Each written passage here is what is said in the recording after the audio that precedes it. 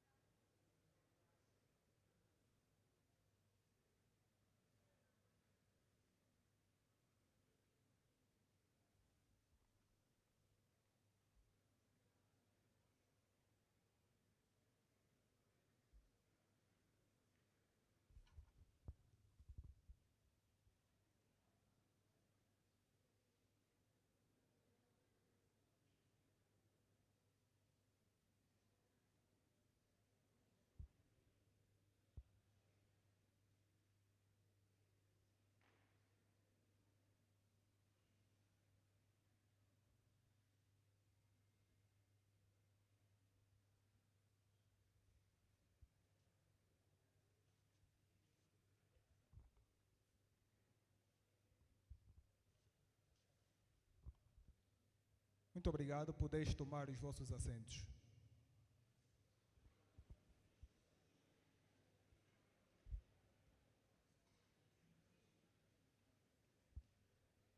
Mais uma vez, bom dia a todos.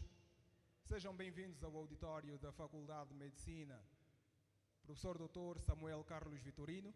Portanto, para a missão internacional da UFOPA, esse evento de extrema relevância acadêmica para a nossa instituição, hoje temos este privilégio de receber aqui na URNM essa missão internacional da UFOPA, que é coordenada pelo professor Dr. Gustavo da Silva Claudino. E, portanto, sem mais demora, eu vou passar a apresentar a mesa do presídio constituída pelo vice-reitor para a área científica e pós-graduação, o professor Dr. Ngombo Macaia Armando, a quem peço os aplausos, por favor.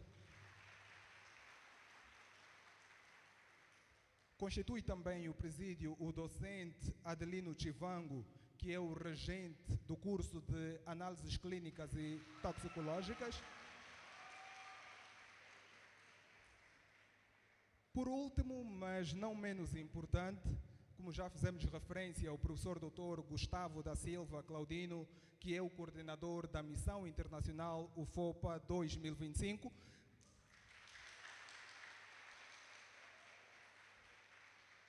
Bem, professor Claudino e toda a equipa que o acompanha, sejam bem-vindos a Angola, à província de Malange e a esta jovem e reputada Casa do Saber, Universidade Rainha Gingambande.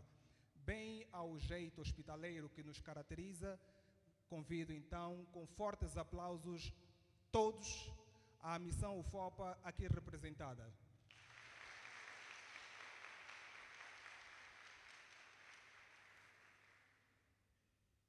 Penso que o momento é de extrema relevância para nós, enquanto instituição, e sem mais demora passo aqui a convidar o vice-reitor para a área científica e pós-graduação, em representação ao magnífico reitor desta Casa de Saber, professor Dr.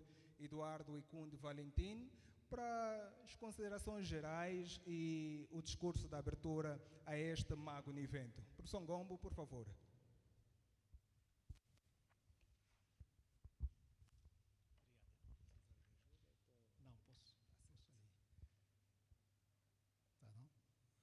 Professor Gustavo, prezados convidados, caros colegas que estão cá presentes nesta sala, bem como os que nos acompanham através dos nossos canais. Portanto, no YouTube e no Facebook, sejam todos muito bem-vindos. Por razões alheias à nossa vontade, como todo mundo soube, a agenda foi reajustada, mas ainda assim nós não alteramos a data e, sobretudo, o nosso compromisso em garantirmos uma atividade de troca de experiência e, sobretudo, de co-construção do saber. Assim, manifestamos a nossa satisfação em, mais uma vez, dar vida a uma parceria internacional com uma ação concreta, baseada em princípios universais, mas de impacto local. Isto tudo está a ser feito no quadro do lema da nossa instituição, que é por uma universidade moderna e reputada. Com estas palavras de circunstância, e vejo que está tudo a postos para mais uma sessão então de estudo fora de uma sala de aulas, declaramos aberta a palestra sobre nutrição e aproveitamento de agroresíduos na aquicultura. Muito obrigado e tenham uma excelente sessão.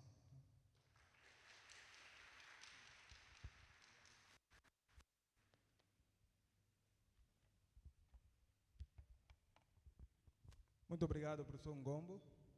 Bem, como já fez referência o professor, este evento está circunscrito em dois momentos do ponto de vista da programação científica. Esta palestra que vamos já ter acesso a agora, né? Mas no período da tarde, conforme o processo das inscrições também elucida, teremos o treinamento prático. Vamos, portanto, passar para a palestra sobre nutrição e aproveitamento de agroresíduos na aquicultura, que vai ser então ministrada pelas doutoras Laura Machado de Carvalho e Naira Ribeiro Borges e será moderado pelo professor Adelino Chivango. Neste instante, então, convido o presídio a tomar o assento lá na plateia e o professor Adelino poderá se manter e juntar-se então às doutoras Laura e Naira. Por favor, aplausos.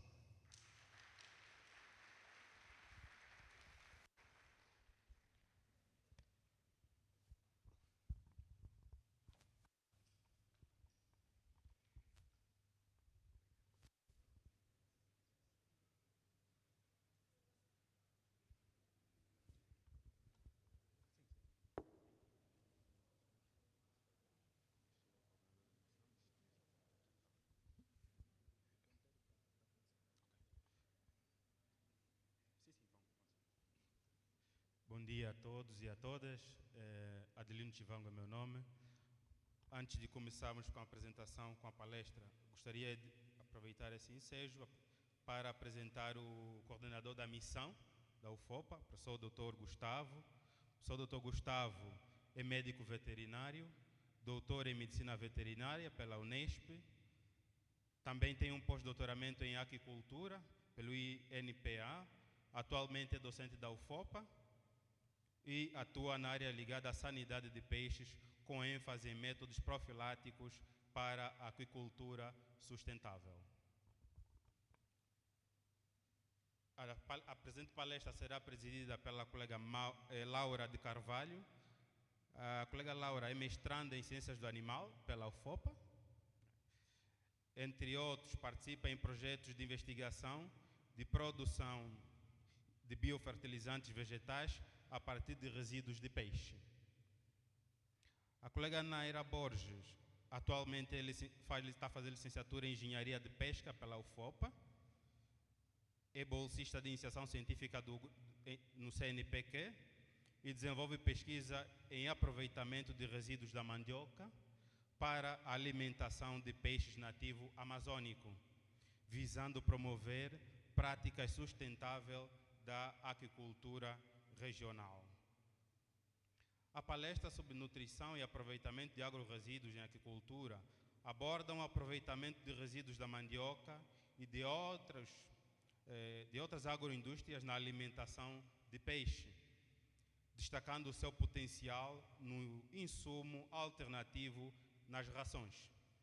Em síntese, o tema da palestra enfatiza o uso de subprodutos da agroindústria, especialmente a mandioca, que vai ser abordada na presente palestra, na nutrição de peixes e estratégias promissoras para reduzir custos e impactos ambientais, agregando valor a materiais antidescartados e promovendo uma aquicultura mais sustentável.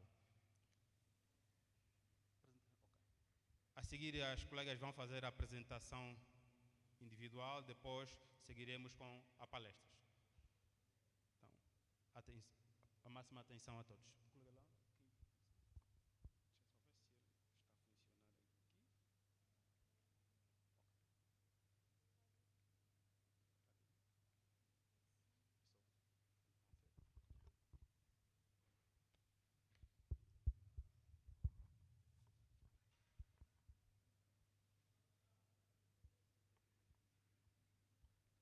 Olá, bom dia a todos. Primeiramente, eu gostaria de agradecer, em nome da Universidade Federal do Oeste Pará, pela grande oportunidade de estar aqui com vocês, para não só compartilhar, mas também aprender com vocês, que esse é o intuito, da nossa missão, uma troca de conhecimentos. Então, hoje vamos falar um pouquinho sobre nutrição e aproveitamentos de agroresíduos na aquicultura.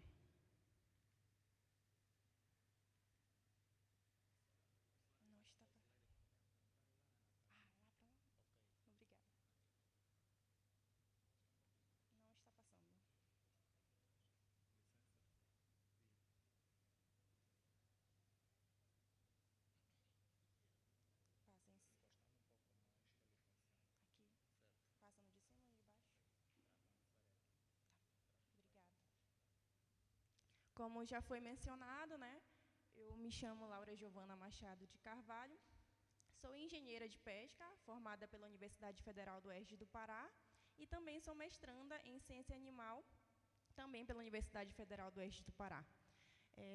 Atualmente, sou bolsista pela FAPESPA, no Laboratório Múltiplo para a Produção de Organismos Aquáticos, o LAMPOA, e também sou membro do grupo de pesquisa Aquicultura no Baixo Amazonas.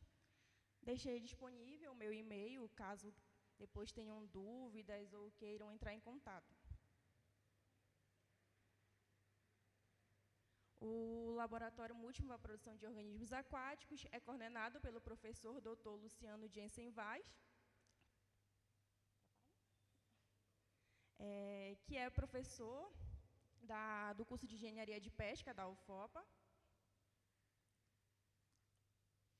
E a fábrica de ração, que também é situada no Laboratório Múltiplo para a Produção de Organismos Aquáticos, é coordenada pela professora doutora Michele Midora Sena Fujimura, que também é docente do curso Bacharelado em Engenharia de Pesca. Bom, antes de começarmos a falar de nutrição, eu acho muito importante falarmos de produção. E, segundo os dados consolidados pela FAO, a produção total de alimentos oriundos tanto da pesca quanto da aquicultura alcançaram, no ano de 2022, cerca de 185 milhões de toneladas. E desse total, o setor aquícola foi responsável por produzir 51%, o que equivale a 94 milhões de toneladas. E, pela primeira vez, né, essa marca da aquicultura conseguiu ultrapassar o setor pesqueiro, então significa que estamos no caminho certo, né, no nosso trabalho. E o que é a aquicultura? Por que, né, falar de nutrição se não falar de aquicultura antes? A aquicultura é a produção de organismos aquáticos e, dentro dessa área, tem a produção de diversos animais, como a algicultura, que é a produção de algas, jacarecultura, a produção de jacarés, carcinicultura, que é a produção de camarão, ostreicultura, ranicultura, quelonicultura. E o que se destaca é a piscicultura, que é a produção de peixes, porém, ainda tem alguns entraves para essa produção, não só de peixes, mas também de todos esses organismos que eu acabei de citar. E um dos entraves é a nutrição. E o porquê que é a nutrição? Nos sistemas produtivos, né, de peixes e de camarões e desses diversos animais, o custo com alimentação custa entre a 40% a 80% do custo total dessa produção. E o que limita, né, a alavancar cada vez mais a produção de organismos aquáticos. E a qualidade nutricional e o manejo a ser adotado para a produção desses organismos tem grande influência na qualidade de água de produção, como também no desempenho desses peixes. Então, consequentemente, isso afeta a conversão alimentar, a produtividade, todo o desempenho zootécnico. E em pisciculturas que se dedicam exclusivamente à produção de larvas e de juvenis, a nutrição afeta não só esse desempenho, mas também como o vigor dessas larvas, dos ovos, a quantidade e a qualidade também. Em pisciculturas comerciais, que necessitam quase que exclusivamente de rações, esses produtores são responsáveis, né, por adquirirem essas rações, porém pouco podem fazer sobre a qualidade nutricional, mas são eles responsáveis por comprar esses produtos, que são as rações, e também escolher o manejo a ser adotado. Muitas das vezes, esses produtores necessitam, né, de apoio técnico de especialistas em piscicultura, porém, pouco podem fazer, né, quanto ao balanceamento, como controlar os nutrientes que estão presentes nessa ração. Porém, se o produtor ou o técnico souber pelo menos os conhecimentos básicos que são necessários para ter uma nutrição de qualidade, isso vai afetar não só o desempenho dos animais, mas também quanto à lucratividade da produção do produtor.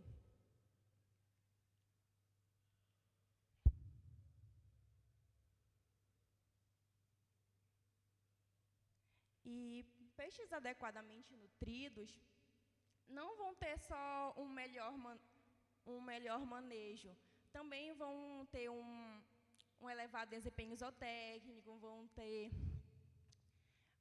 na hora de manusear, de fazer transportes, de fazer coletas, vão estar mais resistentes, né, a esses tipos de procedimentos, e também vão estar mais resistentes à infecção de vírus, bactérias e fungos. Já peixes malnutridos, consequentemente, vão ter um menor desenvolvimento, quanto também vão ficar mais suscetíveis a essas doenças. E a nutrição também é grande importante na produção de peixes ornamentais. Se você oferecer uma alimentação de qualidade para esses peixes ornamentais, isso vai influenciar não só no seu desempenho, mas também na sua coloração, o que é muito apreciado no aquarismo.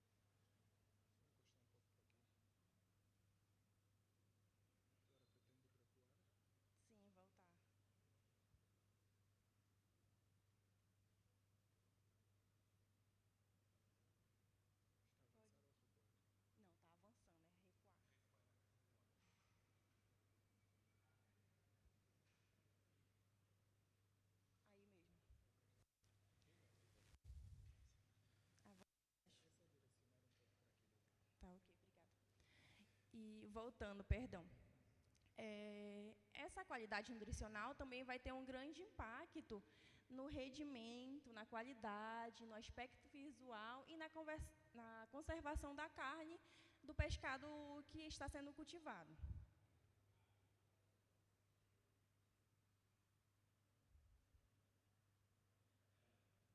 Um dos principais pontos a ser ter conhecimento, né, na hora de você montar o seu manejo alimentar, é conhecer o hábito alimentar da espécie que você vai cultivar. E a maioria das espécies explora a grande diversidade de alimentos. Porém, alguns têm uma maior preferência, uma maior exigência por determinado tipo de alimento. E isso é de grande importância em pisciculturas comerciais, porque geralmente não se cria só um tipo de espécie. Geralmente você cria um peixe carnívoro e um peixe onívoro. E aquele alimento que você vai dar para um peixe carnívoro não é o mesmo alimento que você vai dar para um peixe onívoro. Aqui eu trouxe algumas espécies, né, que são produzidas mundialmente, como primeiro o bagre africano, que tem a preferência alimentar carnívoro. Os peixes carnívoros, eles se alimentam de peixes menores, crustáceos e pequenos organismos que estão disponíveis no ambiente de cultivo. E a sua alimentação em produções, na fase larval, é alimento natural, que consiste em plânctons, zooplânctons, larvas e pequenos insetos. E na fase juvenil adulto se alimentam, né, como eu falei, de peixes menores, crustáceos e insetos diversos. Também tem uma boa aceitação de ração comercial e ração alternativa. A carpa-capim já possui uma preferência alimentar herbívora. O que é um peixe herbívoro? É um peixe que se alimenta de plantas e microalgas. E a carpa-capim, na sua fase larval, se alimenta também de alimento natural. E já na fase juvenil adulto, se alimenta de macrófitas e algas filamentosas. Também tem uma boa aceitação de rações comerciais. E a tilápia do Nilo, que é a espécie mais produzida mundialmente, que acredito que seja a mais produzida aqui também, tem um hábito alimentar exclusivamente onívoro. Os peixes onívoros, eles são peixes oportunistas que se alimentam do que tem disponível no seu ambiente. E quando não tem um alimento sólido, eles também se alimentam filtram, né, os organismos que estão presentes, os organismos planctônicos. E a alimentação, né, na fase de cultivo da tilápia tem uma boa aceitação de ração, tanto comercial quanto ração alternativa, como também de alimentos naturais, que é a questão da filtração de micro-organismos. Aí, para lá uma comparada, também coloquei algumas espécies nativas do Brasil, como exemplo o surubim, que tem também, né, um hábito alimentar carnívoro e se alimenta na fase larval de alimento natural, plânctons, insetos, e na fase juvenil adulto de peixes menores, crustáceos, e também quando está em um condicionamento alimentar, tem uma boa aceitação de ração. Já o tambaqui é a espécie nativa mais produzida do Brasil, que é o nosso carro-chefe de espécie nativa. Tem um hábito alimentar frugívoro onívoro. Peixes onívoros se alimentam de frutos e sementes e possuem uma arca dentária ideal feita para quebrar e triturar essas sementes. E na fase larval se alimenta, né, também de alimentos naturais, e na fase juvenil adulto tem uma boa aceitação de ração e de frutos e sementes.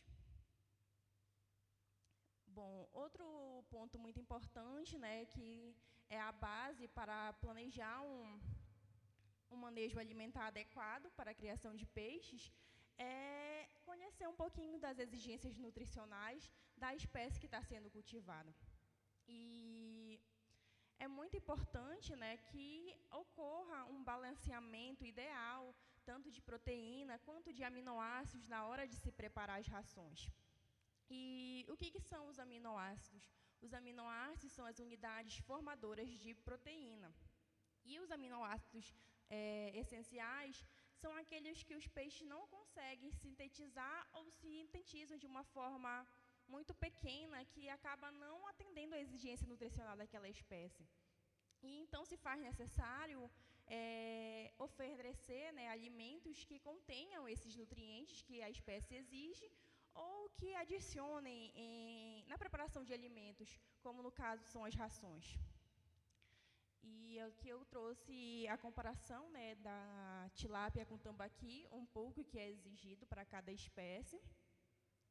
E, como eu falei no início, né, o produtor pouco pode fazer quanto, né, esse balanço nutricional, porque ele já compra aquela ração pronta.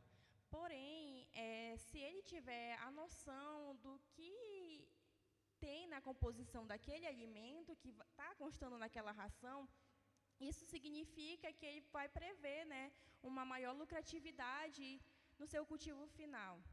E como é que funciona esse balanceamento de aminoácidos? É como se fosse a construção de um barril, onde cada tirinha dessa representa um aminoácido. Então, se você está construindo um barril e colocar líquido dentro, e você colocou uma dessas tirinhas que não é adequada para formar o barril, o líquido de dentro vai vazar, certo? E a mesma coisa que funciona com o balanceamento da ração. Se você colocar um aminoácido que é pouca quantidade para aquela espécie, o peixe, consequentemente, não vai estar bem nutrido, não vai ter um melhor desenvolvimento, isso afetará a saúde dele e, consequentemente, a lucratividade no final do cultivo.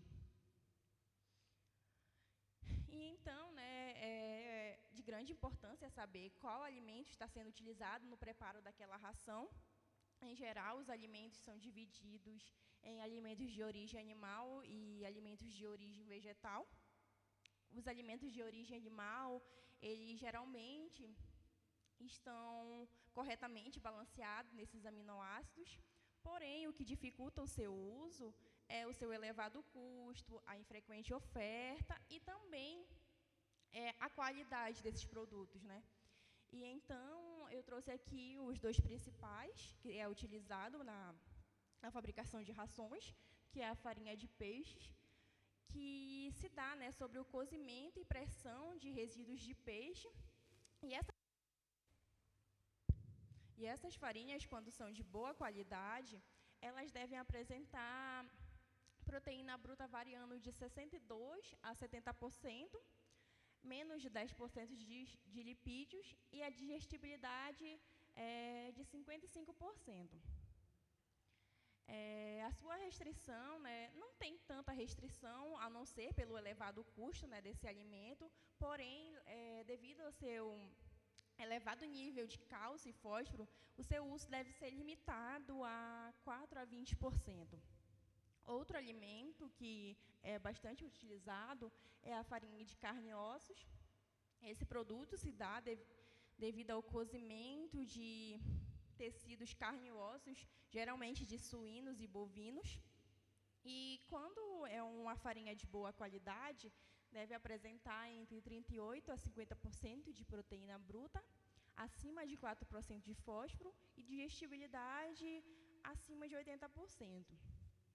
O seu uso também é limitado entre 10% a 15% devido a um elevado teor de cálcio e fósforo. Porém, essa farinha é deficiente em alguns aminoácidos essenciais que são exigidos pelos peixes. E esses alimentos de origem animal têm um alto custo porque tem, né, esse equilíbrio de aminoácidos mais adequado e também apresentam uma maior palatabilidade. Já os alimentos de origem vegetal, geralmente têm uma maior oferta, um menor custo, porém, quase todos eles apresentam deficiência nesses micro e macro minerais, aminoácidos, que são exigidos para determinadas espécies. O mais utilizado é o farelo de soja, que tem aproximadamente entre 40% 44% a 48% de proteína bruta, digestibilidade variando entre 83% a 95%.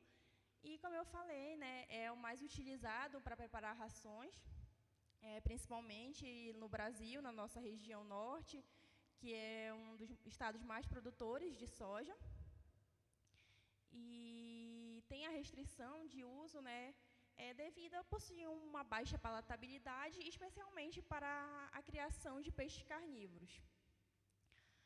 O milho é também uma fonte energética mais utilizada na hora de fabricar a ração, e o seu nível de proteína vai depender do grau de moagem que esse produto vai ter. Ou seja, quanto maior a moagem, mais o nível de proteína vai aumentar. Então, ele tem aproximadamente 9% de proteína bruta e a digestibilidade é acima de 90%. E também tem algumas restrições a usar, né, na hora de fabricar uma ração para peixes carnívoros. Já o sorgo pode substituir até 90% da utilização do milho, porém, ele possui uma baixa palatabilidade e também tem uma alta concentração de tanino. O tanino é como eu posso dizer, um composto antinutricional, e ele apresenta entre 8,5% a 9% de proteína bruta. E a sua restrição, né, deve ser de 30%, devido a conter esse elevado valor de tanino e também por possuir uma baixa palatabilidade. O farelo de arroz é também um dos alimentos muito utilizados na fabricação de rações. Ele possui entre 11% a 14% de proteína bruta e 12% a 18% de lipídios. Quando é uma farinha fresca, um farelo fresco, possui uma palatabilidade razoável, porém, quando se passa do tempo, né, desse produto, já começa a rancificar, o que vai afetar a palatabilidade. Então, a sua limitação é entre 25% de uso, devido também ele ser rico em fibra bruta, e também ser limitado em alguns aminoácidos, e também tem um grande teor de fitato, que também é um composto antinutricional. Já o farelo de trigo possui entre 15% a 17% de proteína bruta, 4,5% de lipídios e possui uma restrição entre 25% devido ter um elevado teor de fibra bruta. E então, devido ao encarecimento desses produtos, a baixa disponibilidade, e que geralmente, né, em determinadas regiões, o que é bom tem bastante numa região, pode não ter em outra.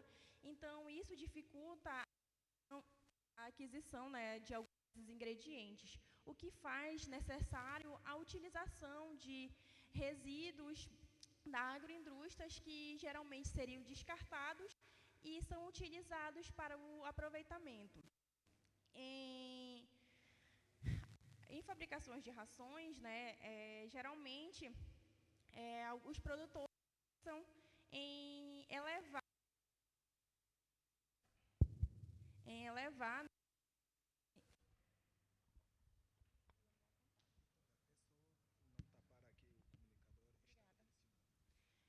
geralmente, né, os produtores de ração elevam níveis de proteína,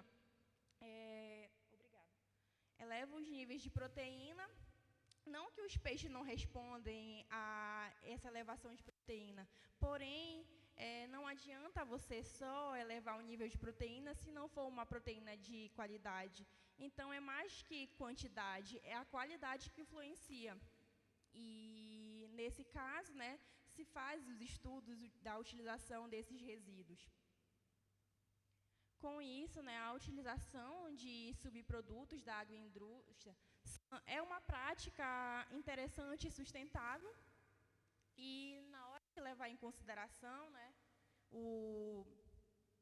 a escolha, né, desse resíduo deve ser pensado se possui um baixo custo, se tem um volume de produção e também disponibilidade de aquisição. Então, não é qualquer agroresíduo que você pode e adicionar na sua ação. Você tem que estudar se aquilo vai funcionar para a espécie que você está cultivando. E o interessante de utilizar, né, esses agroresíduos é que ocorra a economia circular, ou seja, esses produtos vão voltar a uma cadeia produtiva, não afetando o meio ambiente, nem também o desempenho dos animais que estão sendo criados. E com isso, né, já temos vários estudos da utilização de resíduos da mandioca Manihoffe suculenta, que já ouvi falar, que é uma grande cultivar aqui, né, no país de vocês, que também é o nosso caso, né, na região norte do Brasil. Tem uma grande produção de mandioca, tanto de famílias, né, de pequenos produtores, quanto em questão industrial. E, a partir do processamento da mandioca para a produção de fécula, de farinha, gera os resíduos, que são a casca, a folha, as pontas da mandioca. E, dentre esses resíduos, né, a casca da mandioca se destaca por possuir um elevado valor energético, né, que varia, né, é um elevado valor energético, e a proteína varia entre 4,89% a 11,2% de proteína bruta, e fibra bruta variando entre 8,65%, mostrando ser um excelente resíduo, né, para a utilização na produção de rações de peixes. E o outro resíduo que se destaca também é a folha de mandioca, sendo um alimento, né, proteico, com um elevado nível proteico, que varia entre 25%, e fibra bruta entre 9%. E para utilizar, né, esses alimentos, eles passam por uma série de procedimentos que no final resultam, né, nesse pó, que chamamos de o pó da casca da mandioca e o pó da folha de mandioca. E então esses dois, eles se destacam por ser uma alternativa viável para a formulação de rações para peixe. Também não estamos só trabalhando, né, com a casca e a folha da mandioca, estamos utilizando resíduos da semente do açaí. O que é o açaí? O açaí também é um cultivar bastante produzido na região norte do Brasil, e após o seu processamento, que é a retirada da polpa, gera o resíduo, que é a semente, e essa semente ela possui diversos bioativos, compostos que auxiliam tanto na nutrição quanto na saúde dos animais cultivados.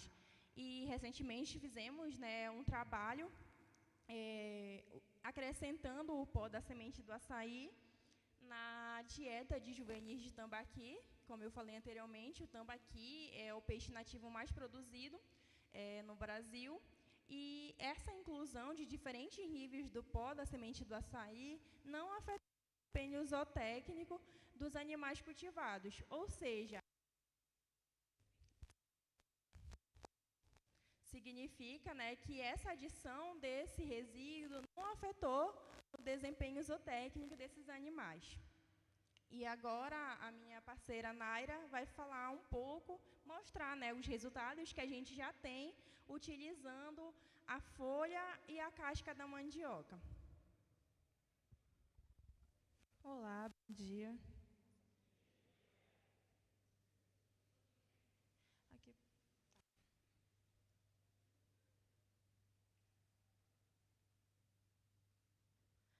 Certo. Eu sou a Naira Ribeiro Borges.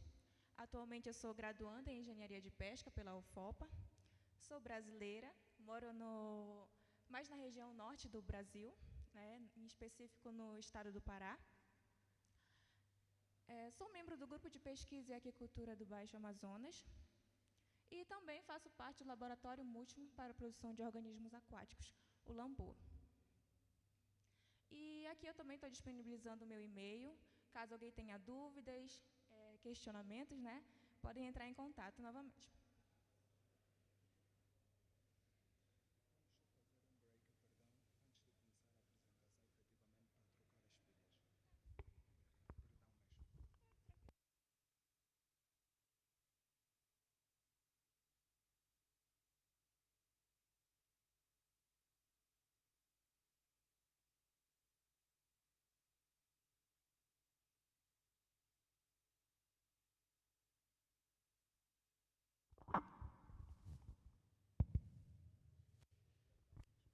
Tranquilo, tudo bem.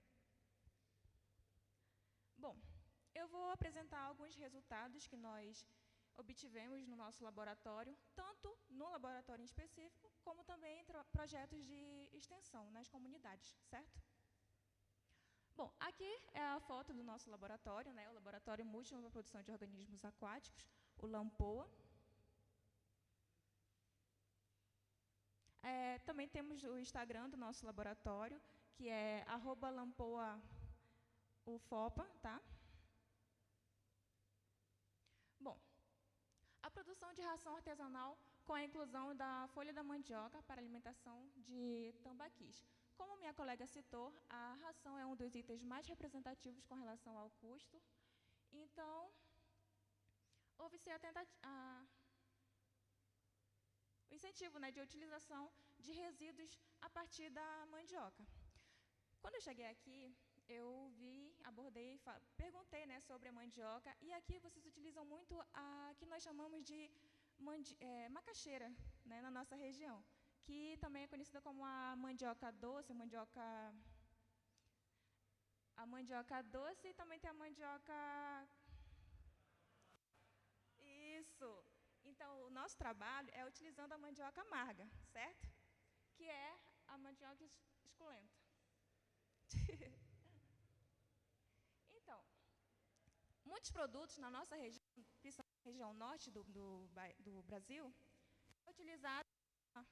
é utilizada a mandioca, a massa da mandioca, para produzir vários produtos, como a farinha da mandioca. Oi?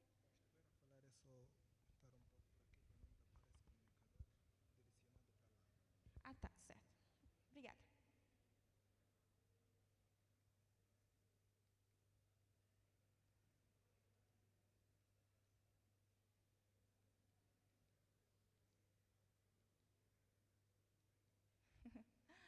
Então, a partir dessa mandioca, da massa da mandioca amarga, é produzida na nossa região a farinha da mandioca, o tucupi, nós chamamos esse daqui de beiju, vocês conhecem aqui na região?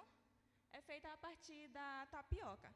A tapioca também é feita a farinha da tapioca, que é alimentada junto com o açaí. Eu particularmente prefiro a farinha da mandioca, certo? Então, tudo isso é produzido a partir da massa da mandioca, mas resíduos como a folha, o caule, a casca da mandioca, todos esses itens são descartados, não é utilizado. Então, aí teve a importância de testar ingredientes alternativos na produção de ração para peixes. Então, objetivos alcançados nesses estudos foram avaliar a inclusão da folha e da casca da mandioca na alimentação de tambaquis, né, nosso peixe onívoro. Ter uma integração entre alunos, docentes e também as comunidades, e verificar quais seriam os impactos, se esses peixes iriam crescer bem, se iria afetar a qualidade da água desses. Aqui eu apresento a fábrica do laboratório da UFOPA, que ela foi inaugurada em 2022, e em seguida já foi feita as primeiras atividades, né, com as primeiras turmas. Ai.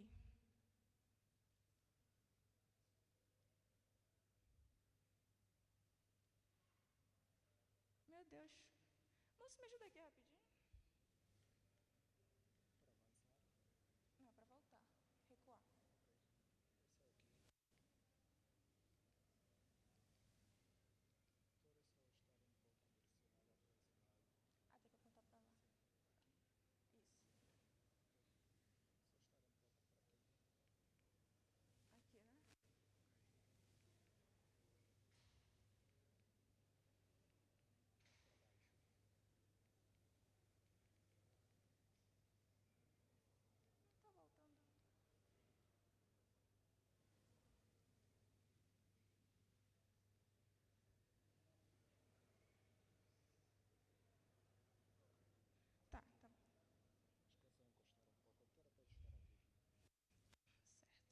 Aqui foram as primeiras turmas que já fizeram as primeiras rações, lá em 2022. Inclusive, ali ao meio tem a minha colega Laura.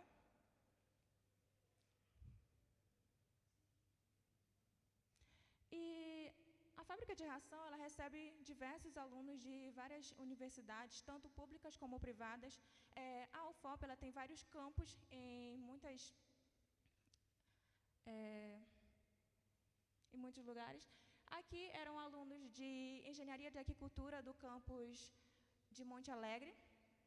E aqui é o nosso professor já ministrando e explicando como que funcionam os materiais para fazer o trabalho. O processo da produção da ração. As folhas da mandioca, elas foram doadas por comunitários, então nós já fizemos as coletas nas comunidades. Em seguida, elas são expostas ao sol para poder fazer a secagem e, em seguida, elas fazem a moagem. Repare que a mandioca amarga, ela tem a presença de ácido cianídrico. Então, o ácido cianídrico, ela é uma toxina que pode ser letal para os peixes. Então, por isso tem que ter todo um processo para poder preparar a ração. Elas são expostas ao calor, fonte solar, então por vários períodos, até que elas fiquem realmente bem sequinhas. É o mesmo processo, tanto para a folha como para a casca da mandioca. Aqui é o processo já da produção da ração. Elas são todas trituradas e até o formato mesmo do pó, do farelo da mandioca, da folha da mandioca, ou da casca da mandioca, os processos realmente são os mesmos. Em seguida, elas foram misturadas com os demais ingredientes, os demais insumos, que a Laura já abordou, que é o farelo de milho, o farelo de soja, entre outros.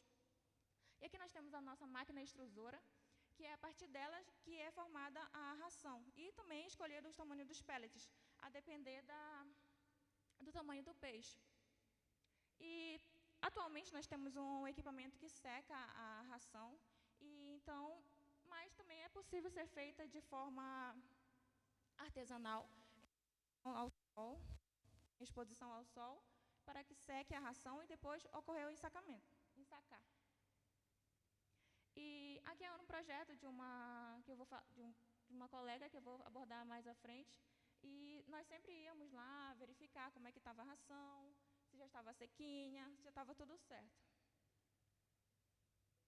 O mesmo processo também é para a casca da mandioca, só que a casca da mandioca, devido a ela ser mais rica em fibra, ela tem que ocorrer o processo de exposição ao sol por mais tempo, certo? Então, mas o processo também é o mesmo, tritura o farelo, até formar o farelo da casca da mandioca e mistura com os demais ingredientes até levar para a máquina de extrusora e formar a ração.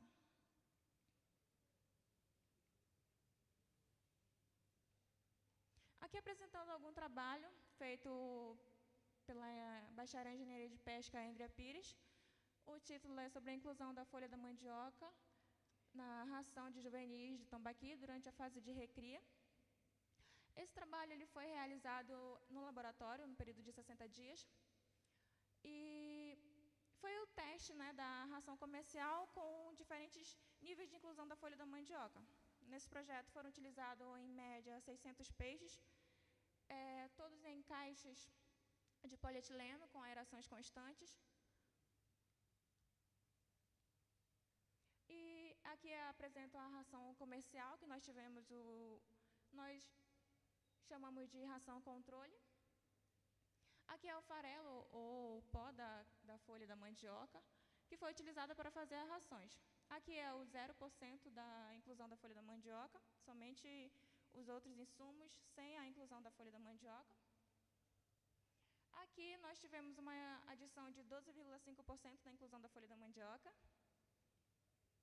E mais um outro teste, utilizando 25% da inclusão da folha da mandioca. Então, ao total, foram 4 experimentos, testes, com 4 repetições cada, totalizando 24 unidades experimentais. Aqui foram os parâmetros da qualidade de água.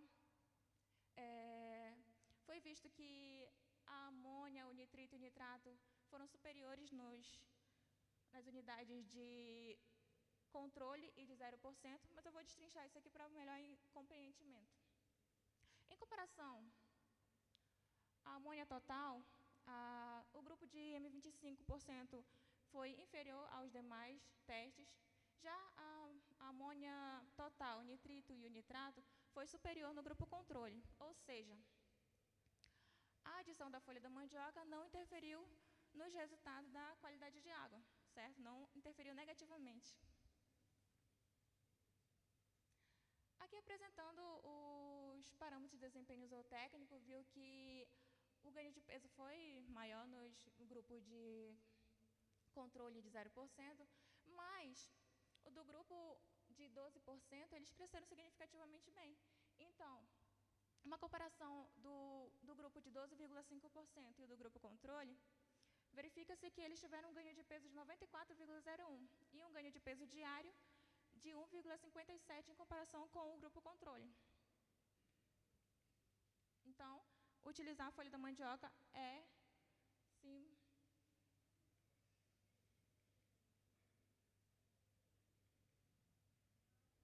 certo. Aqui destrinchando mais um pouco, né, em comparação do grupo controle, eles são a produtividade no grupo controle foi de 7,58. Esse CA é a conversão alimentar aparente. O que seria essa conversão alimentar aparente? É o tanto de ração que você vai fornecer para o seu peixe para que ele cresça. O ideal é que seja uma menor conversão alimentar para um maior crescimento. Vamos dar um exemplo assim. Você fornece 1 quilo de ração, 1 quilo, para o seu peixe crescer 1 quilo. Se a conversão alimentar for superior, já não é economicamente viável para o seu bolso, certo? Então, o ideal é que a conversão alimentar aparente seja inferior ou baixa, né, a 1. A biomassa, que é o peso que tínhamos nos tratamentos, foi de 2 quilos e 273 gramas. Em comparação ao grupo de 12,5%, a produtividade, a conversão alimentar e a biomassa, elas foram próximas ao do grupo controle.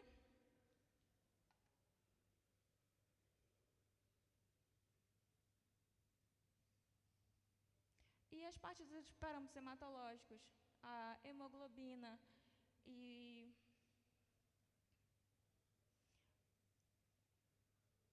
a concentração de hemoglobina corpuscular média, elas foram superiores no grupo de 12,5%.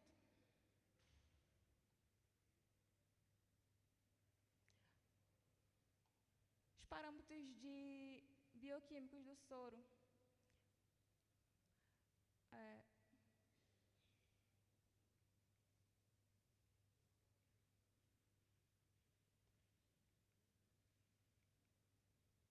O magnésio ele foi inferior, mas isso não afetou negativamente o desempenho dos peixes. Eles cresceram significativamente bem.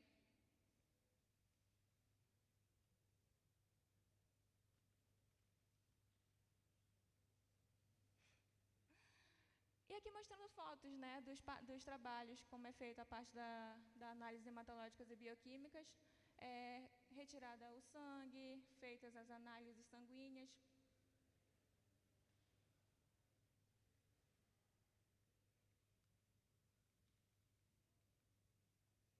E com relação ao ácido cianídrico, né, a sobrevivência dos peixes, como eu falei anteriormente, ela não afetou negativamente a sobrevivência dos peixes. Todos foram acima de 95%. Então, é possível sim utilizar a folha da mandioca. Aqui, estendendo o mesmo trabalho, levando para as comunidades ribeirinhas, fazendo a utilização da ração artesanal na criação de tambaquis em tanque-rede. Esse trabalho foi realizado por mim, Naira Borges. Então, teve um período experimental de 62 dias nas comunidades.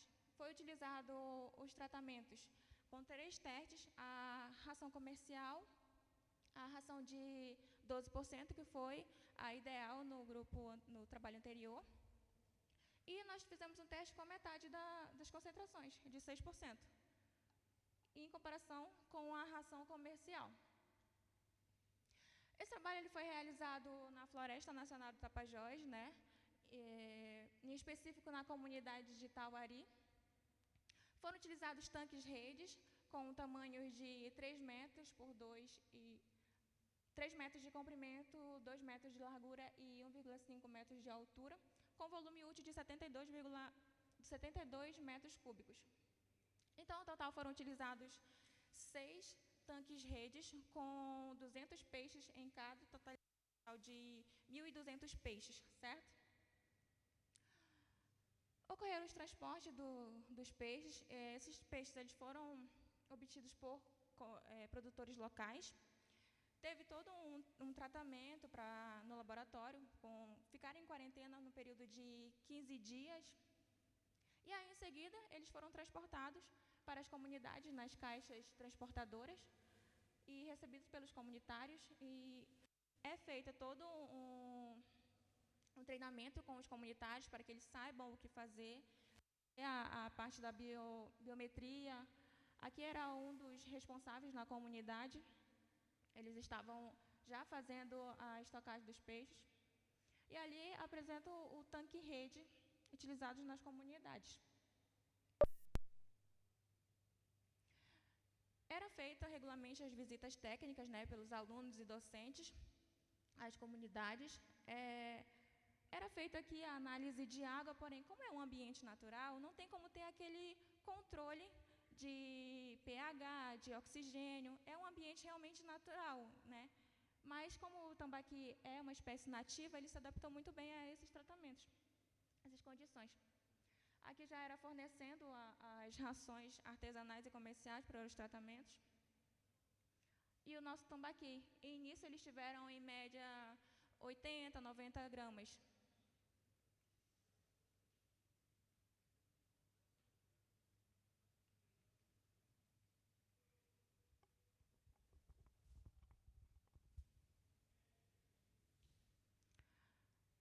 Aqui mostrando a melhor foto, né, dos tanques redes. Eram espalhados um total de 6 tanques redes na comunidade. A ração era produzida lá na fábrica de ração e eram exportadas para as comunidades. Aqui é a nossa orientadora Michele, levando a ração para a comunidade, e os próprios comunitários faziam o fornecimento dessas rações. Aqui os parâmetros zootécnicos do tanque rede. Eles tiveram um peso inicial de 80 a 90 gramas e tiveram um ganho de peso ali de 117. Mas eu vou destrinchando melhor os parâmetros. Olha, o grupo controle ele teve de 90,50 gramas no peso inicial. O de 6% foi de 80 gramas. Grupo controle ali de aproximadamente 90 gramas. E ao final, obtiveram ali, em média, 280 a 300 gramas. Então, eles cresceram significativamente bem. Aqui mostrando os gráficos, né, do crescimento da utilização da folha da mandioca em comparação com a ração comercial. Vocês podem observar que a ração, os resultados foram os próximos ao da ração comercial. Então, para vocês, é viável utilizar a ração feita a partir da folha da mandioca ou não? O que vocês acham?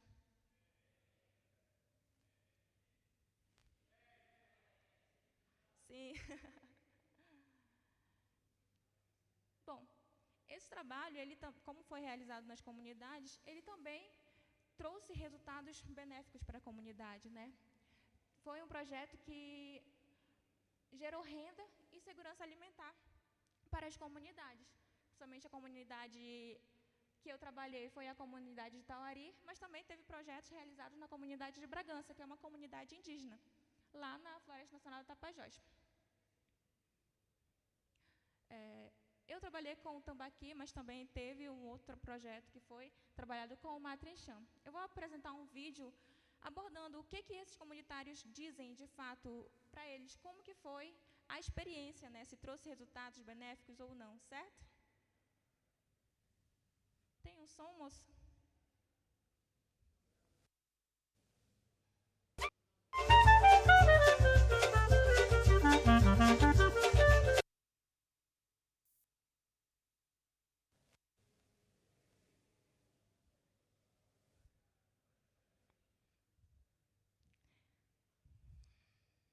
Bom, então aqui é o projeto da unidade piloto, do tanque rede na floresta do Tapajós. Eu vou ler, tá, gente? Com base nesse ano de pesquisa e extensão, decidiu fazer a diferença. A criação de peixes em tanque e rede não só aumentou a renda das familiares, mas também promove o uso da sustentabilidade no uso, preservando o meio ambiente e a cultura local, além de ser mais fácil. Maior segurança alimentar, permitindo o acesso mais fácil a um alimento proteico e saudável na alimentação das pessoas. O projeto de piscicultura aqui na Floresta Nacional do Tapajós, ela começou em 2015 com 6 tanques-rede na comunidade de Tauari. Hoje, nós estamos trabalhando com 20 tanques-redes aqui na comunidade de Bragança, e a aldeia, que é uma aldeia indígena. Aqui são 5 tanques-redes, 2 com tambaqui e 3 com matrinchã. Atualmente estamos e a expectativa é que chegue nas 2 comunidades produzir cerca de 3 toneladas. Do ponto de vista econômico, as famílias que fazem parte, apesar de ainda a gente estar no início, mas já tem esse benefício de ter uma renda extra. E também a gente aproveita para venda na comunidade e fora da comunidade. Professores, alunos de ensino médio, graduação e pós-graduações, professores, integram ações de ensino, pesquisa e extensão. Para mim, vem sendo um apoio, uma ajuda dentro de casa, na parte financeira, na questão financeira, que muitas das vezes eu quero estar divulgando mais esse trabalho. Essa experiência, para mim, é muito boa e cada vez mais vem aumentando nossos tanques, a nossa produção, porque... Aqui, nas margens dos rios da Amazônia, as comunidades ribeirinhas enfrentam desafios únicos para garantir seu sustento e alimento. Foi de mais qualidade nisso, e aí a gente pode Federal do até Oeste comercializar do Pará, para o outros FOPA, parceiros, através outras do comunidades. Unidade Piloto E assim de foi uma Produção de experiência que a Peixes gente em superou Tanque e Rede, o que a na gente Flona já Tapajós, esperava. A base economia ao que ensino, pesquisa e extensão, decidiu que fazer atualmente a era diferença. somente o turismo, agora A também a criação produção de rentável peixes, Indígena tive entre as duas o benefício de ter uma renda extra. que incluiu o turismo E também também a gente com aproveita a para produção de vender na peixes, comunidade e e fora da aí vem comunidade. sendo economicamente melhor. Professores, alunos do ensino médio, graduação e pós-graduação integram Para mim, Trazer sendo ela na comunidade e assim, um apoio, universidade uma que ajuda dentro de casa, pode né, apoiar os na alunos, parte financeira, na questão financeira, né? Muitas das vezes os ganhos da gente é pouco, da minha parte eu quero estar Pra eles divulgando tá sendo mais valioso esse projeto, trabalho, essa mais do experiência que- para mim tem sido muito boa mais do e que que cada vez transformar a mais vida em aumente constrói o nosso futuro tanque, a nossa mais sustentável para a produção, né? Amazônia. Porque não beneficia só a gente, mas Posteriormente, eu vou ter beneficia um em outro geral as vídeo comunidades, as pessoas, né? E aí de explica benefícios para a melhor aldeia, cara, é melhor vocês verem do que só foi falar, né? foi muito A importante produção para a da gente. ração. É um peixe com mais qualidade. E para quem tiver mais interesse, Pode esse vídeo até também está disponível. comercializar para outros parceiros, outra comunidade. E assim, foi uma expectativa que a gente superou, o que a gente estava esperando. A economia que a gente tinha era mais assim de turismo, né? Mas assim, não era muito elevada. Agora com a produção do peixe, a gente está tentando incluir o turismo com peixe, na base comunitária. E aí a gente está conseguindo ter um bom retorno.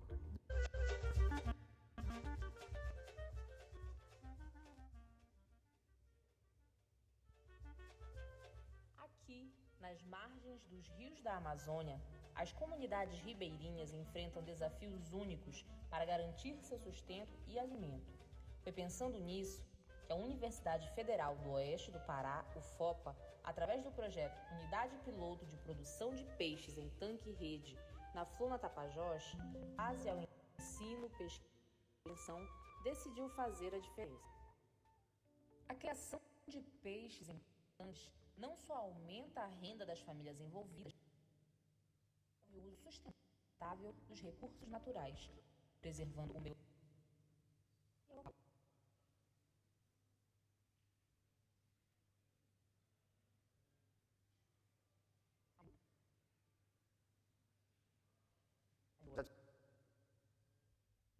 Que é o professor Luciano Gerson Vaz, nosso orientador do laboratório.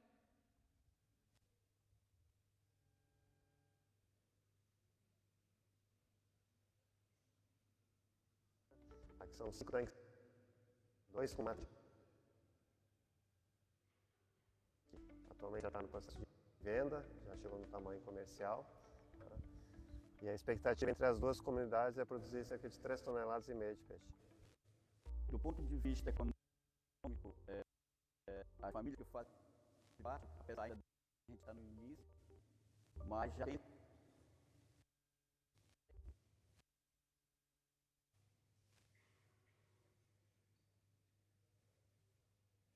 do ensino médio, graduação e pós-graduação são ações de ensino, pesquisa e extensão. Para mim, vem sendo, tipo assim, ajuda dentro de casa, né, na financeira, na questão financeira, né. Toda vez o ganho da gente é pouco, mas da minha parte eu quero estar demais. Esse trabalho, essa experiência, para mim tem sido muito boa. E que cada vez mais aumente o nosso estanque, a nossa produção, né? Porque não beneficia só a gente, mas beneficia em geral, as comunidades, as pessoas, né? E aí de benefícios para a aldeia, cara, foi muito importante para a gente. É um peixe com mais qualidade, e aí a gente pode até assim comercializar para outros parceiros, outra comunidade. E assim, foi uma expectativa que a gente superou, o que a gente estava esperando. A economia que a gente tinha era mais assim de turismo, né? Mas assim, não era muito elevada. Agora com a produção do peixe, a gente está tentando incluir o turismo com peixe, na base comunitária, e aí a gente está conseguindo ter um bom retorno. Desde o início do projeto, a estrutura da universidade para a agricultura, nos cursos que ela tem, a estrutura com os laboratórios, então isso já, desde lá já é importante trazer esse elo da universidade aí que está estruturada, que pode apoiar os alunos, e o projeto em si, que a gente percebe aqui de longe os tanques, e o envolvimento da comunidade, dos comunitários, para a gente isso está sendo bem valoroso. O projeto é mais do que uma iniciativa acadêmica. É uma parceria que transforma vidas e constrói um futuro mais sustentável para a Amazônia.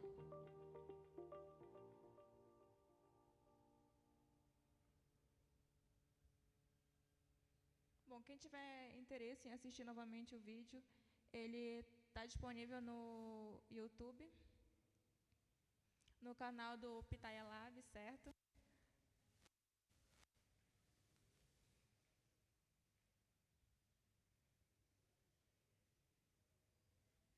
Bom, aqui foi um outro projeto realizado no laboratório, utilizando a folha da mandioca, a casca da mandioca, e foi realizado pela bacharel em zootecnia, a Laiana Pereira. Atualmente ela é mestranda em aquicultura pelo INPA. E nesse projeto, ele teve durabilidade de 54 dias. Foi realizado no Lampoa, né, utilizando 2 dietas testadas, que foi a ração comercial em comparação com a ração artesanal, utilizando a casca da mandioca. E foram 2 sistemas de cultivo, né, o sistema de recirculação e o sistema de bioflora. Aqui apresentando um pouco dos resultados da qualidade de água,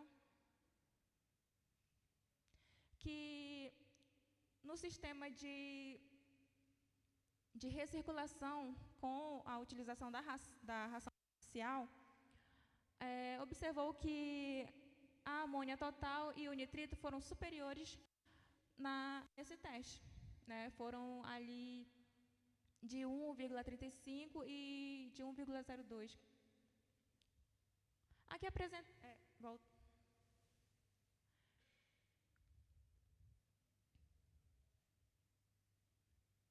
Aqui apresentando, né, fotos de como que é a característica do sistema de bioflocos, que tem a presença do floco em si, e o sistema de recirculação, que é a água clara que vai recirculando e mantendo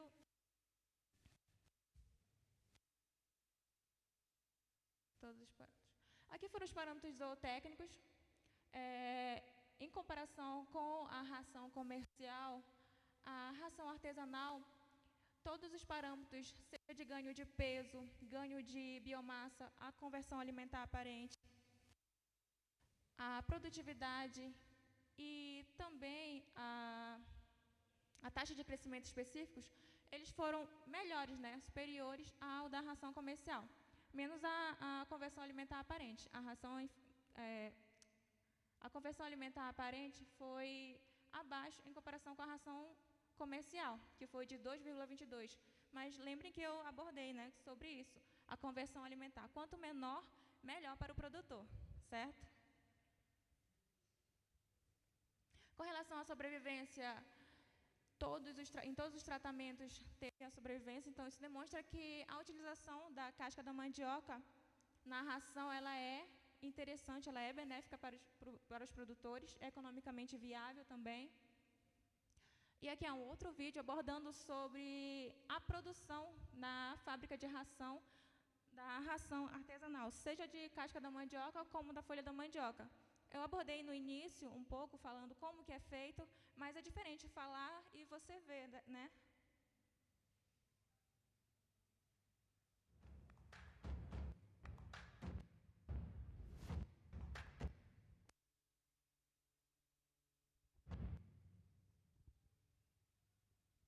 Aqui é a professora Michele Fujimura. Pós-graduação. Aqui é a fábrica de ração. Elas têm desenvolvido trabalhos de pesquisa de resíduos e agroindústrias. Indústria, né? Também estamos trabalhando com... São feitos da folha da mandioca, da casca da mandioca. A ração ela tem sido usada nas comunidades que produzem peixes, né? E esse trabalho ele é desenvolvido por alunos e pós-graduandos. Fortalece o promove a geração de renda para a comunidade da Tapajós e permite melhorar aqui na fábrica de ração. A produção da ração em si, ela envolve vários processos. Uma é a chegada dos insumos para produzir a ração. Então, alguns insumos que a gente está testando aqui, como uma casca da mandioca, a folha da mandioca, ela vem direto dos produtores, dos comunitários da Colônia Tapajós, né, que nos fornecem insumos. Ao chegar aqui, nos cuidam secos, né, e misturados a outros insumos tradicionais, como milho, soja, farinha de peixe. E a ideia de usar os insumos com os resíduos da casca da mandioca é justamente diminuir os insumos convencionais e, assim, diminuir também a produção. Então, primeiramente, esses insumos que aqui serão secos. Depois eles passam pelo processo de moinho para diminuir. Tem o misturador manual no laboratório. É um processo por essa mãe da fábrica, que é a extrusora. Na extrusora, que a gente permite, com alta temperatura e pressão, formar os pellets, né? Os grãos de ração. Então, a extrusora permite que a gente faça adaptações para produzir rações de diferentes granulometrias. Ao sair da extrusora, a ração cai no tolo da secadora e depois ela vai parar no aqui é o equipamento que faz a secagem da ração, vibração para tirar o pó, e aí já faz o ensacamento das rações. E levar isso para um local onde ela é armazenada até ir para a Colônia Tapajós, onde tem a produção de peixe em Santa Reis. Em seguida, elas são exportadas para as comunidades. Né? É sendo produzido lá.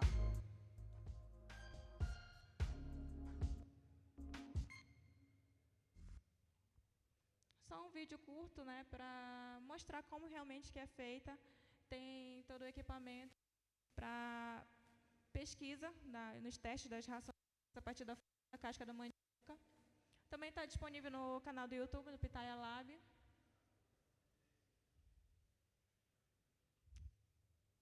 E é isso, gente. Obrigada, certo?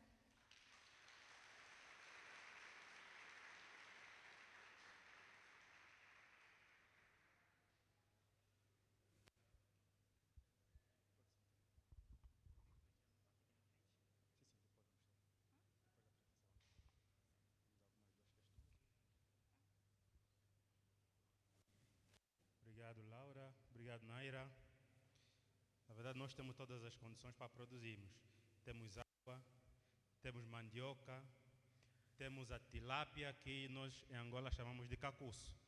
Então, Malange é uma terra rica na produção de mandioca, com a folha, que nós chamamos de quizaca, enquanto pronto como alimento.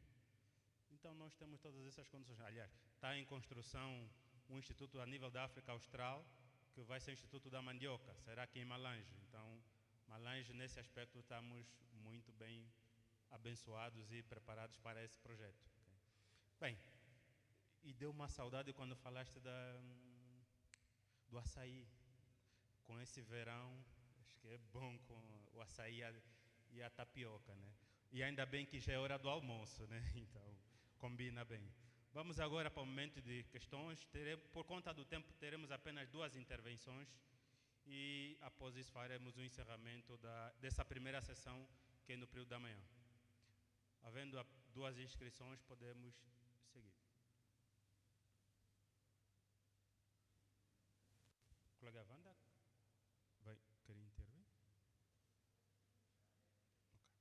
Tem um colega, se puder aproximar, agradeceríamos por conta do microfone.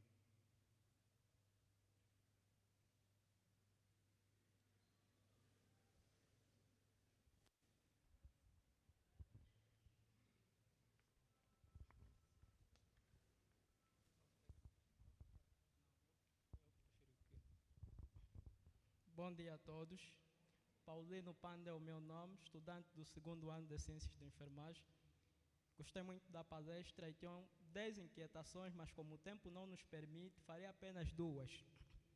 A primeira questão é: como podemos garantir a segurança e a qualidade dos produtos nutricionais da aquicultura para o consumo humano? A segunda questão é: quais são as melhores estratégias, para combinar diferentes agroresíduos para criar rações, nesse caso rações balanceadas e de baixo custo financeiro para a aquicultura? Obrigado.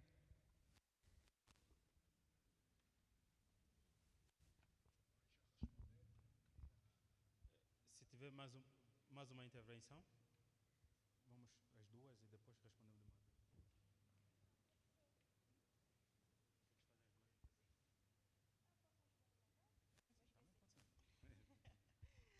Olá, bom dia. A primeira pergunta era se como pode garantir que o alimento seja bom para o humano e para o animal, foi isso? Para o consumo humano. Quer responder?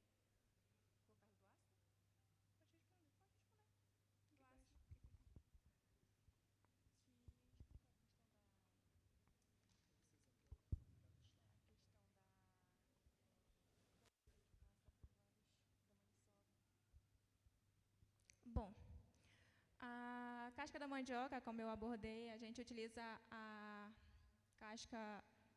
mandioca braba, Então, pode sim ser para consumo humano da folha da mandioca. Nós temos um produto que é feito a partir da folha da mandioca, muito regional, que é a maniçoba, só que ela é produzida por um certo período, Tem um longo período no preparo que precisa passar por 7 dias cozinhando para poder evaporar o ácido cianídrico, que é tóxico para a gente. Então, é possível sim utilizar na alimentação humana a folha da mandioca.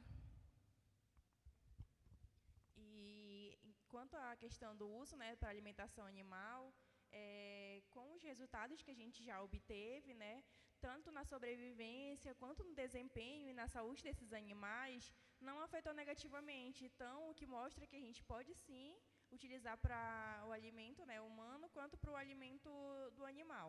E a outra pergunta foi como saber se aquele resíduo pode ser utilizado para alimentação animal.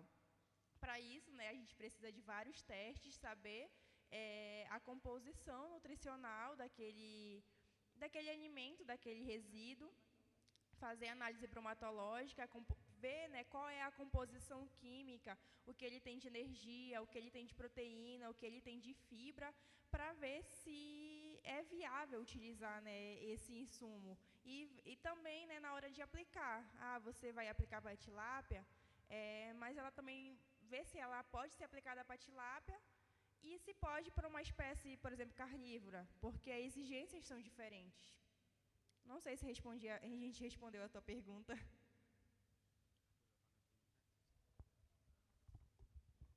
Bom dia, eu sou a Wanda Mateus, Sou angolana, sou do Ambo, sou do Cofeca.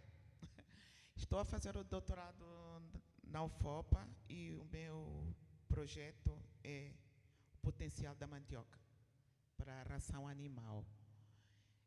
Pertinente à pergunta feita para o nosso futuro enfermeiro, né? Tudo tem uma base e acredito que nós estamos no lugar certo. Estamos aqui numa universidade, estamos aqui a falar de tecnologia, estamos a falar de ciência, por isso é que estamos aqui. Estamos à busca de qualidade, não é? Garantia do produto. A análise da água, qualidade da água para a criação do peixe, para ir até o produto final, que é a mesa do consumidor, né? Então, tudo com tecnologia, com ciência, é a garantia do produto final. É a garantia do produto final. Reforçando aqui, é que estou feliz de estar em Malange e termos o potencial desta universidade a nível de tecnologia. E pensando no futuro próximo do nosso país, trabalhar com ciência, né? Trabalhar com tecnologia, trabalhar com a universidade para chegarmos ao produto final. Tem aqui jovens, a mais nova está com 28 anos, estão nesse desafio no Brasil. O Brasil tem esse incentivo, esse grande incentivo para ciência e extensão. A Universidade Federal da UFOPA, eles trabalham com extensão. Eles vão até o encontro do produtor. O produtor tem dúvida, liga para a universidade. Há essa grande interação. As portas estão abertas para o produtor rural. A prioridade é o produtor rural. Então, estamos nesta oportunidade. Gostaria imenso que os produtores estivessem aqui, saber a importância, não é? Futura ou breve, daquilo que se pretende. A mandioca, a folha da mandioca, nós aqui somos mais privilegiados, porque o Brasil consome muito pouco a folha da mandioca, da forma que nós consumimos. Então, é isso que tenho para falar e muito obrigada. Estamos juntos. Obrigado, colega Laura. Temos a última intervenção. A última questão era se a mandioca pode ser consumida de forma crua ou in natura. Eu respondi, né, anteriormente, eu entendi dessa forma. Tá. Na nossa região, a mandioca, ela tem que passar por um processo de cozinhar, né? Tem que cozinhar. O prato típico na região feito, que é a maniçoba novamente, ela passa por um processo de cozimento por 7 dias. Tá. A mandioca em si, não. Ela não pode ser consumida crua, tá? Ela tem que passar por um processo de alta temperatura. Na região é produzida a farinha, que passa por uma fonte de calor. Então, não. Você quer acrescentar algo mais? Na nossa região não se costuma comer, né, a mandioca crua. Eu não sei em outras realidades diferentes da nossa, né, mas geralmente na nossa não. Nem a casca não, nem a mandioca e nem a folha. A gente não costuma comer crua. Obrigado, Laura. O que é bom tem que sobrar mesmo para a próxima. Então, infelizmente, por conta do tempo, não conseguimos abrir para mais questões. Sim.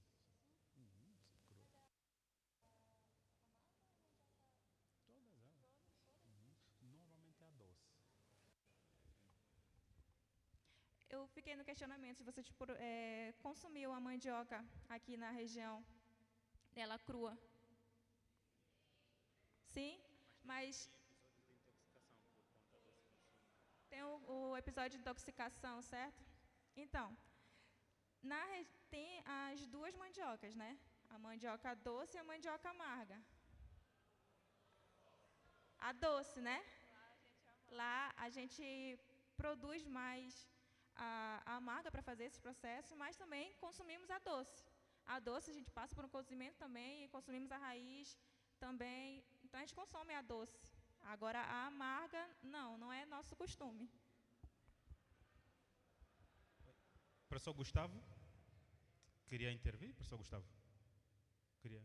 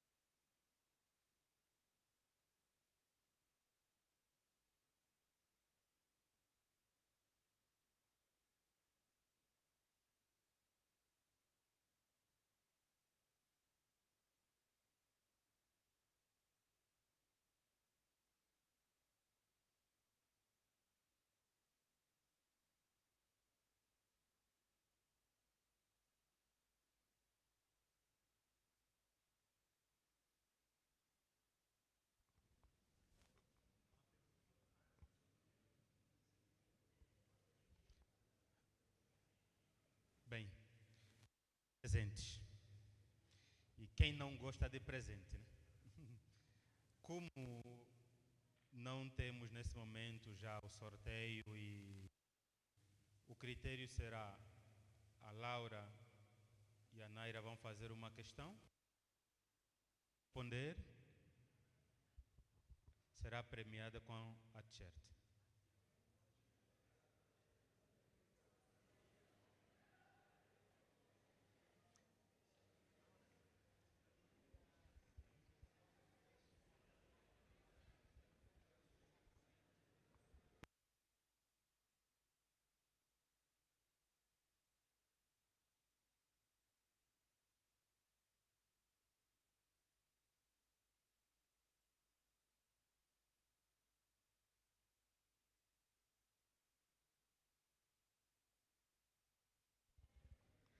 Preparadas para a pergunta já? Então, bora ver. Qual é o peixe nativo mais produzido no Brasil? Quem tiver que responder, vem aqui para frente. Quem tiver que responder tem que vir para frente. Já tem aí uma estudante a caminho. Se falhar, o próximo pode aproximar. Eu vou repetir a pergunta aqui no vídeo, tá? Aqui no vídeo. Preparada? Qual é a espécie nativa mais produzida no Brasil? A espécie de peixe mais produzida no Brasil, a nativa, é o tambaqui.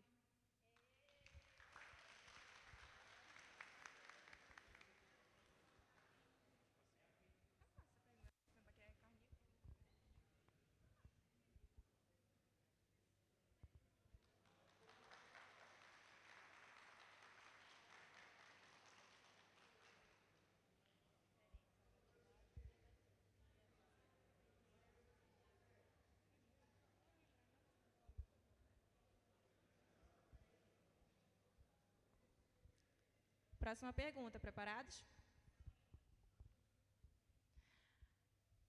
Sobre o tambaqui e a tilápia. Quem é onívoro e quem é carnívoro?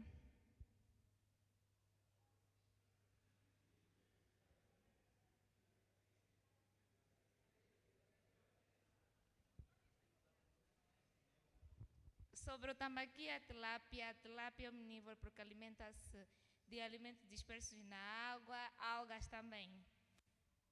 E o tambaqui é carnívoro.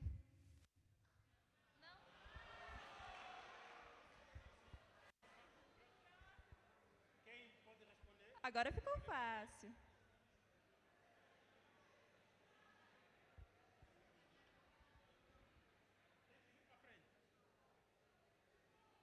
Olha.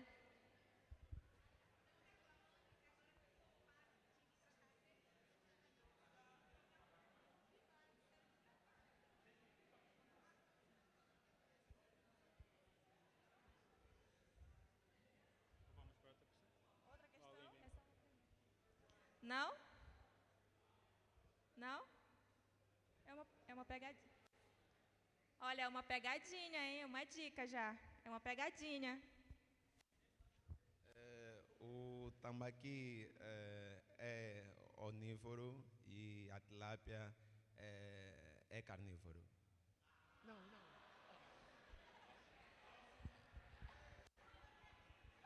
Olha, é uma pegadinha, hein? A tilápia é onívoro e o tambaqui é onívoro e fungívoro.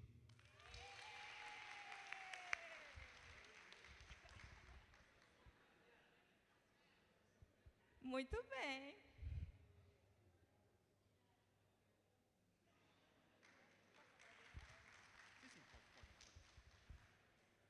Então, gente, a gente finaliza por aqui. Gostaria muito de agradecer a interação, a participação de todos e a grande oportunidade, né, dessa troca de conhecimento, e espero que seja a primeira de muitas interações como essas e oportunidades como essa. Muito obrigada.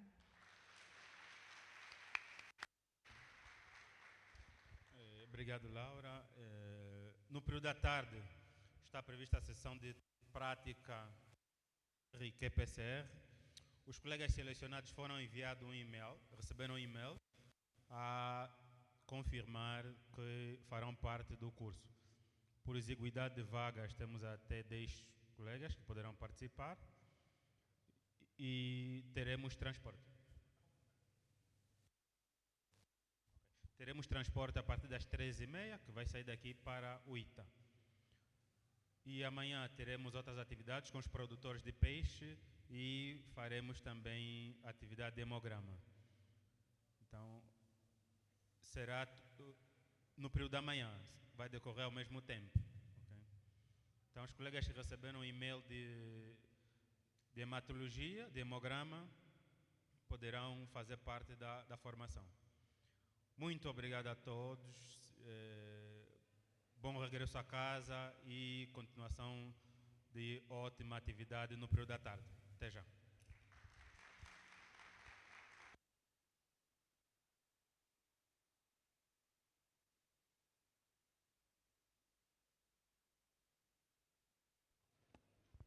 Bem, na verdade o professor Adelino acabou por antecipar-se nas palavras, né? De nossa parte, resta apenas agradecer a presença de todos que se dignaram estar aqui neste magno evento digno de realce para a nossa jovem universidade. É a primeira vez que recebemos esta equipa da UFOPA na missão internacional. Então, mais uma vez, eu gostava que, para esta equipa que lá do Brasil, vinda para aqui, merece fortes aplausos para que se sintam acolhidos aqui.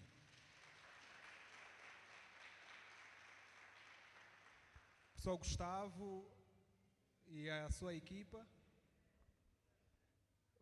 era mesmo isto que já ia fazer referência, não se vão ainda, vamos, portanto, fazer a foto de família para que esteja, de facto, registrado esse momento. De resto, boa continuação de trabalho a todos e bom apetite ao almoço também.